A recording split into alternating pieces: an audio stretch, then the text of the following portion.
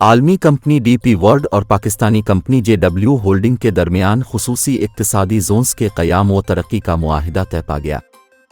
निगरान वज़ीर तिजारत गौहर एजाज का कहना है कि मुआहिदे के तहत खुसूसी इक्तिसादी जोन्स की तरक्की पर काम किया जाएगा। दोनों कंपनियां जदीद तरीन लॉजिस्टिक पार्क्स कायम करेंगी। गौहर एजाज का कहना था कि मुआहिदे से गैर मुल्की सरमायाकारी बढ़ेगी, लोगों को रोज़गार मिलेगा।